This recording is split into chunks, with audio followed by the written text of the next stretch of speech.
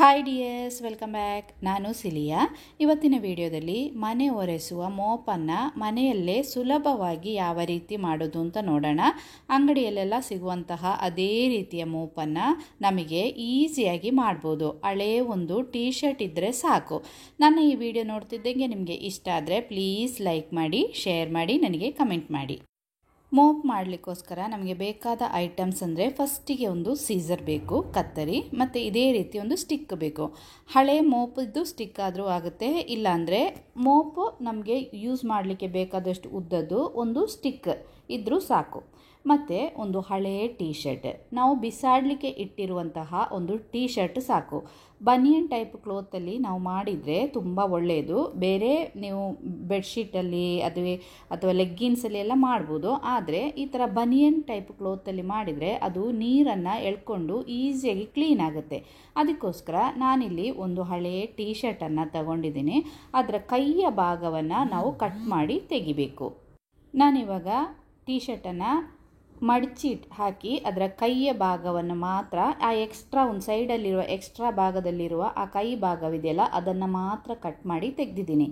ಇದನ್ನು ಸೈಡ್ಗೆ ಇಟ್ಕೊಳ್ಳೋಣ, ನಮಗೆ ಮುಂದೆ ಬೇಕಾಗುತ್ತೆ. ಇವಾಗ ಎರಡೂ ಸೈಡು ಒಂದೇ ಲೆವೆಲ್ ಆಯಿತು. ಅಷ್ಟು ಕರೆಕ್ಟಾಗಿ ಬರಬೇಕು ಅಂತೇನಿಲ್ಲ. ನೋಡಿ, ಇದಕ್ಕೆ ಟೈಲರಿಂಗ್ ಕಲಿಬೇಕು, ಅಳತೆ ಕರೆಕ್ಟಾಗಿರಬೇಕು ಅಂತೇನಿಲ್ಲ. ನಮಗೆ ಇಷ್ಟ ಇದ್ದಾಗೆ ನಮಗೆ ಕಟ್ ಮಾಡ್ಬೋದು. ನೋಡಿ, ಈಗ ಕೈ ಎರಡು ಕಟ್ ಮಾಡಿ ತೆಗೆದಿದ್ದಾಯಿತು. ಇನ್ನು ಇದರಲ್ಲಿರುವ ಆ ಲೇಬಲ್ ಇದೆಯಲ್ಲ ಅದನ್ನು ಸಹ ಕಟ್ ಮಾಡಿ ತೆಗೆಯುವ. ನೋಡಿ, ಇದನ್ನು ಸಹ ನಾನು ಕಟ್ ಮಾಡಿದ್ದೀನಿ.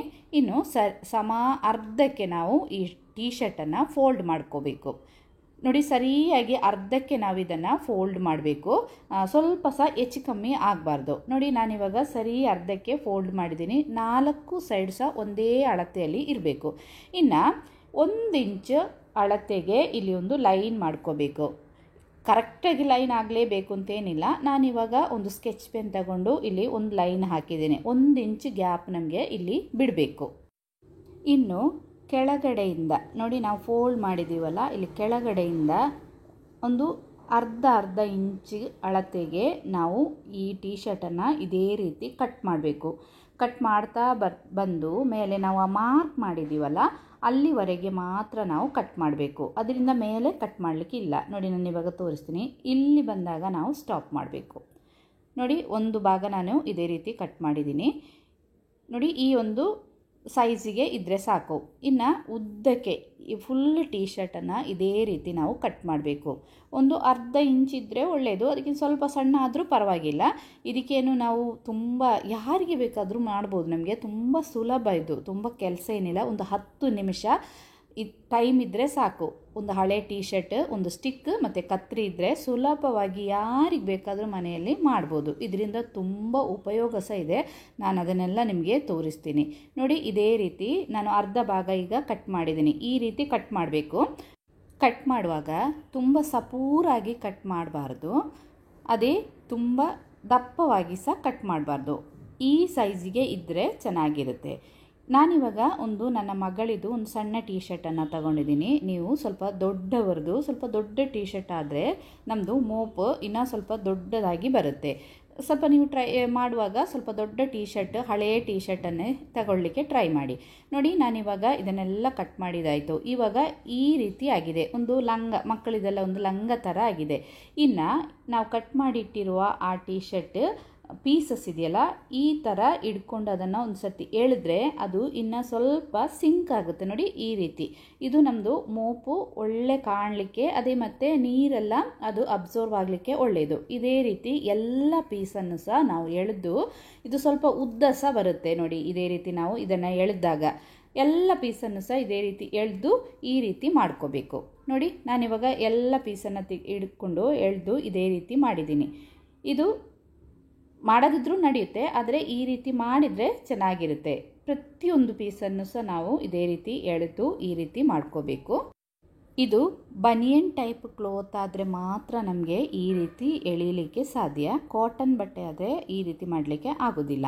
ಸೈಡೆಲ್ಲ ಸ್ವಲ್ಪ ಜೋಡಿಸಿದರೆ ಅದನ್ನೆಲ್ಲ ಕಟ್ ಮಾಡಿ ಸಿಂಗಲ್ ಪೀಸ್ ಆಗಿ ಇದೇ ರೀತಿ ಎಲ್ಲ ಸ್ಟ್ರೈಟ್ ಮಾಡಿ ಇಟ್ಕೊಂಡಿದ್ದೀನಿ.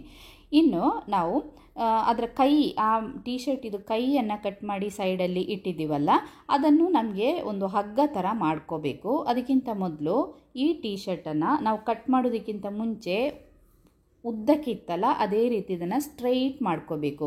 ಎರಡೂ ಕಡೆಯನ್ನು ಸಪ್ರೇಟ್ ಮಾಡಿಕೊಂಡು ಸ್ಟ್ರೈಟ್ ಮಾಡಿದಾಗ ಮಧ್ಯದಲ್ಲಿ ನೋಡಿ ಇಷ್ಟು ಗ್ಯಾಪ್ ಬಂದಿದೆ. ಇನ್ನು ಇದನ್ನು ನಾವು ಸ್ಟಿಕ್ಕಲ್ಲಿ ಜೋಡಿಸಬೇಕು. ಅದಕ್ಕಿಂತ ಮೊದಲು ನಾವು ಕಟ್ ಮಾಡಿ ಸೈಡಿಗೆ ಇಟ್ಟಿರುವಂತಹ ಕೈದು ಪೀಸ್ ಇದೆಯಲ್ಲ ಅದನ್ನು ಸ್ವಲ್ಪ ಚೆನ್ನಾಗಿ ನೀಟಾಗಿ ಕಟ್ ಮಾಡಿ ಒಂದು ಹಗ್ಗ ಥರ ನಾವು ಇದನ್ನು ಮಾಡ್ಕೋಬೇಕು. ಈ ಬನಿಯನ್ ಟೈಪ್ ಕ್ಲೋತನ್ನೇ ನಾವು ಹಗ್ಗ ಥರ ಕಟ್ಟಿದರೆ ಅದು ಟೈಟಾಗಿ ಒಳ್ಳೆ ಸ್ಟ್ರಾಂಗ್ ಆಗಿ ಇರುತ್ತೆ. ಅದಕ್ಕೋಸ್ಕರ ಇದೇ ಬಟ್ಟೆ ಯೂಸ್ ಮಾಡಿದರೆ ಒಳ್ಳೆಯದು. ಇಲ್ಲ ನಿಮಗೆ ಬೇರೆ ಒಂದು ಹಗ್ಗದಲ್ಲಿ ಕಟ್ಟಿದ್ರೂ ಆಗುತ್ತೆ, ಆದರೆ ನಾನಿವಾಗ ಇದನ್ನೇ ಯೂಸ್ ಮಾಡ್ತಾ ಇದ್ದೀನಿ. ಇವಾಗ 2 ಹಗ್ಗ ಬೇಕು ನಮಗೆ. 2 ಹಗ್ಗವನ್ನು ನಾನು ಕಟ್ ಮಾಡಿ ತೆಗೆದು ಇಟ್ಕೊಂಡಿದ್ದೀನಿ.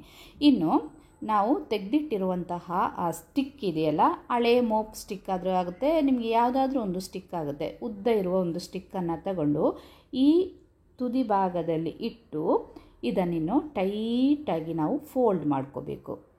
ಲೂಸ್ ಆಗಬಾರ್ದು, ನಮಗೆ ಟೈಟಾಗಿ ಇಟ್ಕೊಂಡು ಇದನ್ನು ಇದೇ ರೀತಿ ಲಾಸ್ಟ್ವರೆಗೆ ಫೋಲ್ಡ್ ಮಾಡಬೇಕು. ನೋಡಿ ಈ ರೀತಿ ಚೂರ್ಸ ಲೂಸ್ ಆಗಬಾರ್ದು, ಟೈಟಾಗಿ ಇರಬೇಕು. ಬನಿಯನ್ ಟೈಪ್ ಕ್ಲೋತ್ ಅಲ್ಲ, ಈಸಿಯಾಗಿ ನಮಗೆ ಅದನ್ನು ಫೋಲ್ಡ್ ಮಾಡ್ಬೋದು. ನೋಡಿ ಇದೇ ರೀತಿ ಲಾಸ್ಟ್ವರೆಗೆ ನೋಡಿ. ಇನ್ನು ಇದನ್ನು ಇಟ್ಕೊಂಡು ಟೈಟಾಗಿ ಈ ರೀತಿ ಎಳೆದು ಇದನ್ನು ಫುಲ್ಲಾಗಿ ನಾವಿಲ್ಲಿ ಸುತ್ತಬೇಕು. ಸುತ್ತಿ ನಾವು ಕಟ್ ಮಾಡಿ ಒಂದು ಹಗ್ಗವನ್ನು ರೆಡಿ ಮಾಡಿ ಇಟ್ಟಿದ್ದೀವಲ್ಲ, ಹಗ್ಗದಿಂದ ಇಲ್ಲಿ ಇದನ್ನು ಟೈಟಾಗಿ ಕಟ್ಟಬೇಕು. 1 ಅಥವಾ 2 ಹಗ್ಗ ತಗೊಂಡು ಟೈಟಾಗಿ ಕಟ್ಬೋದು. ನಾನಿವಾಗ ಒಂದೇ ಹಗ್ಗದಿಂದ ಕಟ್ಟಿದ್ದೀನಿ. ಟೈಟಾಗಿ ಕಟ್ಟಿ ಇರುತ್ತೆ ಇಲ್ಲಿ, ಇದು ಜಾರುದೇನಿಲ್ಲ. ನಾನಿವಾಗ ಕಟ್ಟಿದ್ದೀನಿ. ಕಟ್ಟಿ ಆ ಮೇಲ್ಗಡೆ ಭಾಗ ಇದೆಯಲ್ಲ ಇದನ್ನೆಲ್ಲ ಸ್ವಲ್ಪ ಸ್ಟ್ರೈಟಾಗಿ ಮಾಡಿಕೊಂಡು ಆ ಮೇಲ್ಗಡೆ ಭಾಗವನ್ನು ಕೆಳಗಡೆಗೆ ಈ ಥರ ನಾವು ಮಾಡ್ಕೋಬೇಕು. ಆಮೇಲೆ ಈ ಒಂದೊಂದು ಪೀಸನ್ನು ಸಹ ಕೆಳಗಡೆ ಎಳೆದು ಸ್ವಲ್ಪ ನಾವು ಆ ಗಂಟು ಹಾಕಿದ್ದೀವಲ್ಲ ಅಲ್ಲಿವರೆಗೆ ಅದು ಬರುವವರೆಗೆ ಇದೇ ರೀತಿ ಎಳ್ಕೊಂಡು ಕೆಳಗಡೆ ತರಬೇಕು. ಆವಾಗ ಅದು ಕೆಳಗಡೆ ಸ್ಟ್ರೈಟಾಗಿ ಒಂದೇ ಲೆವೆಲಿಗೆ ಬರುತ್ತೆ. ನೋಡಿ ಇವಾಗ ಸ್ವಲ್ಪ ಮೆಲ್ಲ ಇದನ್ನು ಎಳೆದ್ರೆ ನೋಡಿ ಎಷ್ಟು ಚೆನ್ನಾಗಿ ಬಂತು ಅಂತ ಕೆಳಗಡೆ. ಇನ್ನು ನಾವು ಇನ್ನೊಂದು ಹಗ್ಗವನ್ನು ಇಟ್ಟಿದ್ದೀವಲ್ಲ, ಇಲ್ಲಿ ಎಲ್ಲ ಸ್ಟ್ರೈಟಾಗಿ ಒಂದೇ ರೀತಿ ಮಾಡಿ ನಾವು ಇನ್ನೊಂದು ಹಗ್ಗವನ್ನು ತೆಗೆದಿಟ್ಟಿದ್ದೀವಲ್ಲ ಆ ಹಗ್ಗದಿಂದ ಇಲ್ಲಿ ಇನ್ನು ಟೈಟಾಗಿ ಕಟ್ಟಬೇಕು. 1-2 ಹಗ್ಗ ತಗೊಂಡು ಇದೇ ರೀತಿ ಕಟ್ಟಿದರೆ ಒಳ್ಳೆ ಸ್ಟ್ರಾಂಗ್ ಆಗೇ ಇರುತ್ತೆ. ಇದು ಚೂರು ಸಹ ಜಾರಿ ಹೋಗೋದಿಲ್ಲ. ನೋಡಿ ಈಗ ನಾನು ಇದನ್ನು ಟೈಟಾಗಿ ಕಟ್ಟಿದ್ದೀನಿ. ನಾನಿವಾಗ ಒಂದೇ ಗಂಟು ಹಾಕಿದ್ದು, 1 ಅಥವಾ 2 ಗಂಟು ಹಾಕಿದರೆ ಆಯಿತು, ನಮ್ಮದು ಮೋಪ್ ರೆಡಿ ಆಯಿತು. ಕೆಳಗಡೆ ಇಲ್ಲಿ ಕೆಳಭಾಗದಲ್ಲಿ ಬೇಕಂದರೆ ನಿಮಗೆ ಒಂದೇ ಲೆವೆಲಿಗೆ ಕಟ್ ಮಾಡಿ ಸ್ಟ್ರೈಟ್ ಮಾಡ್ಬೋದು. ಇಲ್ಲ ಇದೇ ರೀತಿ ಬಿಟ್ಟರೂ ಚೆನ್ನಾಗೇ ಇರುತ್ತೆ. ನಮಗೆ ಮೋಪ್ ಮಾಡುವಾಗ ನೆಲೆಲ್ಲ ಒಳ್ಳೆ ಕ್ಲೀನ್ ಆಗುತ್ತೆ. ಇದರಿಂದ ನಮಗೆ ನೆಲ ಒರೆಸಲಿಕ್ಕೆ ಮಾತ್ರ ಅಲ್ಲ, ಈ ರೀತಿ ನಾವು ಮಾಡಿ ಇಟ್ಕೊಂಡ್ರೆ ಮನೆಯೆಲ್ಲ ಕ್ಲೀನ್ ಮಾಡುವಾಗ ಮೇಲ್ಗಡೆ ಇರುವ ಕಬೋರ್ಡ್, ನಮ್ಮದು ಫ್ಯಾನ್ ಅದನ್ನೆಲ್ಲ ನಮಗೆ ಈಸಿಯಾಗಿ ಕ್ಲೀನ್ ಮಾಡ್ಬೋದು. ನೋಡಿ ನಾನೀಗ ನಮ್ಮದು ಕಿಚನ್ ಟಾಪಲ್ಲಿರುವ ಕಬೋರ್ಡನ್ನು ಕ್ಲೀನ್ ಮಾಡ್ತಾ ಇದ್ದೀನಿ. ನಮಗೆ ಸ್ವಲ್ಪ ಇದನ್ನು ವೆಟ್ ಮಾಡಿದರೂ ಆಗುತ್ತೆ, ಇಲ್ಲಾಂದರೆ ಧೂಳು ಬಲೆ ಎಲ್ಲ ಕ್ಲೀನ್ ಮಾಡಲಿಕ್ಕೆ ಇದು ತುಂಬಾ ಚೆನ್ನಾಗಿರುತ್ತೆ. ಅದೇ ರೀತಿ ನೆಲ ಒರೆಸಲಿಕ್ಕೆ ಸಹ ಇದು ತುಂಬ ಒಳ್ಳೆಯದು. ತುಂಬ ಕ್ಲೀನಾಗಿ ನಮಗೆ ನೆಲ ನಾವು ಅಂಗಡಿಯಿಂದ ಎಲ್ಲ ತರುವ ಮೋಪಿಂದ ಯಾವ ರೀತಿ ಕ್ಲೀನ್ ಮಾಡ್ತೀವೋ ಅದೇ ರೀತಿ ಕ್ಲೀನ್ ಆಗುತ್ತೆ. ಒಂದು ಸಾರಿ ಟ್ರೈ ಮಾಡಿ ನೋಡಿ. ಇಷ್ಟ ಆದರೆ ನನಗೆ ಒಂದು ಲೈಕ್